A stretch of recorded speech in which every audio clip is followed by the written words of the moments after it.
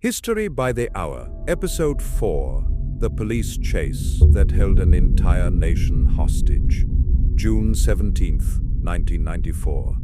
Los Angeles settles into the early evening beneath a fading orange sky, the kind of California sunset that stretches across the horizon like it is trying to delay nightfall for just a few more minutes. The air is warm, heavy, and still carrying the last heat of the day as traffic begins to fill the vast freeway system that connects the city. Cars move in long, slow streams of metal and exhaust. Radio stations cycle through traffic updates, sports commentary, and music that fades in and out between advertisements. Inside homes across the city, televisions are already on in the background, flickering between channels as people prepare dinner or settle into the evening. Everything feels normal, predictable, unremarkable. At the same time, across the country, millions of people are preparing to watch Game 5 of the NBA Finals between the Knicks and Rockets. It is a Friday night that should pass like any other, but somewhere in Los Angeles, something else is beginning to unfold. A white Ford Bronco, moving slowly through traffic, and inside it, former NFL star and actor O.J. Simpson. Only days earlier, the entire nation had been shaken by the murders of Nicole Brown Simpson and Ronald Goldman, a case that had dominated every television broadcast and newspaper headline in America. The expectation now is resolution, a surrender, an end to uncertainty. Instead, what is forming is something no one has fully prepared for. 4 p.m., a case already gripping the country. By mid-afternoon, the case is already saturating national attention. Television anchors repeat the same updates again and again. Reporters stand outside police headquarters under bright lights that feel too harsh for the seriousness of what is unfolding. Inside law enforcement channels, tension is building in silence. An agreement for surrender had been expected. Logistics had been prepared, timing had been discussed. But O.J. Simpson does not appear. Minutes pass, then more minutes. And slowly, something begins to shift. This is no longer a matter of scheduling or delays. Something has gone wrong, and no one yet knows what that means. 5 p.m., the first sight of the Bronco. As evening approaches, confirmation finally breaks through the uncertainty. A white Ford Bronco has been spotted moving through Los Angeles. Slowly, almost deliberately slowly, driven by Al Cowlings, a close friend of Simpson. Police units begin mobilizing instantly. Helicopters are launched into the sky within minutes. And then, television stations interrupt programming. Not just locally, nationally. Within moments, millions of viewers see the same image appear on their screens. A white SUV moving through freeway traffic. Police cars trailing behind it at a controlled distance.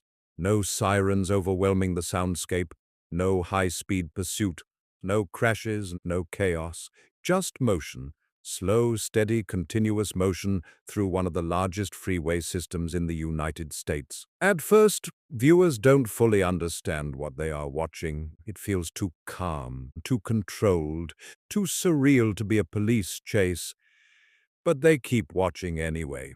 Because something about it feels impossible to ignore. 6 p.m., the broadcast becomes national reality. Within an hour, the situation has transformed completely. Television networks abandon scheduled programming entirely. Even major sporting events are reduced to split-screen coverage. Inside homes across America, families begin gathering around televisions without planning to. Living rooms grow quieter, conversations slow, attention shifts fully to the screen. Anchors speak carefully, almost cautiously, as if they themselves are trying to interpret something that does not fit into normal categories. A white Bronco, police vehicles behind it, a helicopter hovering above, a freeway stretching endlessly forward. And no acceleration, no conclusion, only continuation, only waiting. 7 p.m. The freeways become a public stage. As the chase continues, Los Angeles begins to transform in visible ways. People start gathering on overpasses.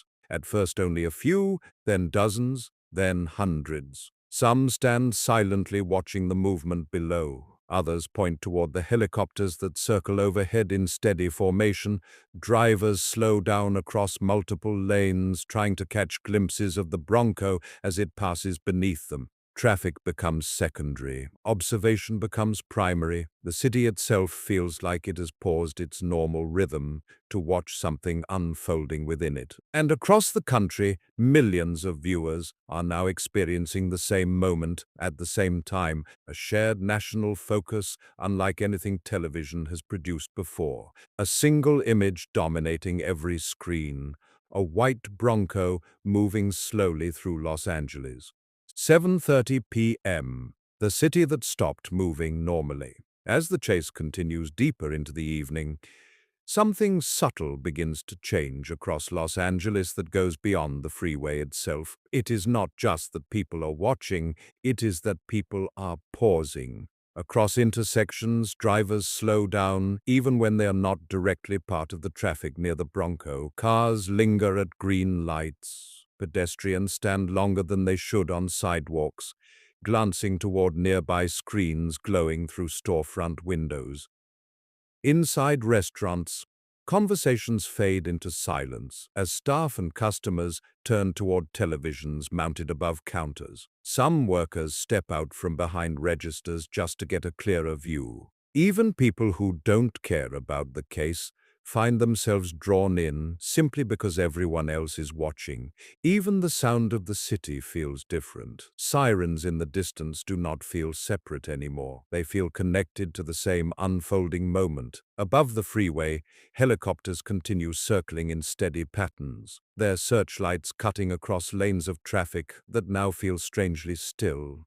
And through all of it, the white Bronco remains consistent, slow, unchanging, almost detached from the chaos surrounding it. There is no acceleration, no sudden shift, no attempt to end what is unfolding. Instead, it continues forward as if it exists in its own timeline entirely. And that is what holds attention so tightly, because millions are no longer watching a chase. They are watching a moment that refuses to end, a moment stretching longer than expected, longer than comfortable, and long enough that it begins to feel unreal. 8 p.m., tension without movement. Reports begin circulating that Simpson may be armed. Negotiators attempt contact. Police maintain distance to avoid escalation. Everything becomes more fragile. Inside the Bronco, tension is unseen but heavily implied. Outside, the nation continues watching without interruption. There is no sudden action, no turning point, only delay. And that delay becomes its own form of tension, because nothing resolves, and everything continues. 9 p.m., a nation locked in. By now, millions of Americans are watching live. Homes are unusually quiet. Restaurants pause service entirely. Bars turn televisions toward the broadcast. Even sports coverage fades into the background of the moment. The chase dominates everything, a white Bronco, a freeway lit by helicopter beams, a trailing line of police vehicles stretching into the distance. The country feels strangely unified, not through celebration, not through tragedy, but through attention. Everyone is watching the same image, waiting for something that has not yet arrived, and even as time passes, no one looks away because it feels like doing so would mean missing the ending. 10 p.m., the return toward Brentwood. Eventually, the Bronco begins moving toward Brentwood, still slow, still controlled, still unresolved. Police coordinate carefully, ensuring no escalation. Helicopters maintain constant overhead tracking. The sense of anticipation grows heavier because the end feels close now, but not yet complete. The chase is no longer about escape. It is about inevitability. 11 p.m., the final approach. The Bronco arrives at Simpson's Brentwood estate. Police units surround the area, but everything remains still. Broadcast cameras hold their position. Millions of viewers remain fixed on their screens without speaking. Even commentary becomes softer, almost hesitant. The moment stretches, lingers, refuses to fully end. Midnight, the surrender. Eventually, O.J. Simpson surrenders peacefully. No violence, no confrontation, no dramatic final act, only silence. And the realization that what the nation has just witnessed is not a typical police chase, but a live cultural event that unfolded in real time across an entire country. A white Bronco moving slowly through Los Angeles, an entire nation watching together, because on June 17, 1994, America didn't just observe a chase. It experienced it collectively, second by second, hour by hour, as it unfolded.